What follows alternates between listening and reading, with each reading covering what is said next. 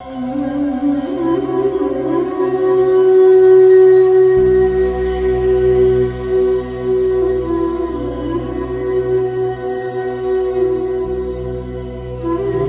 वालेकुम नाज़रीन, आप देख रहे हैं HRJDO न्यूज़ और मैं हूं वज़ीर उन्नड़। खबर शामिल करते हैं मीर हसन मरी की।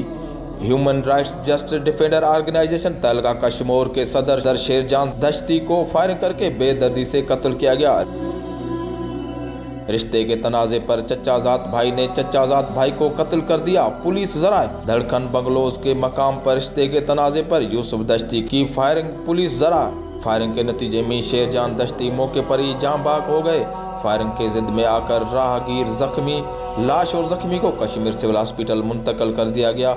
जख्मी की शनाख्त गुलाम कादिर दश्ती के नाम से हुई। मज़ीद खबरों अपडेट के लिए देखते रहिए HRJDO न्यूज़।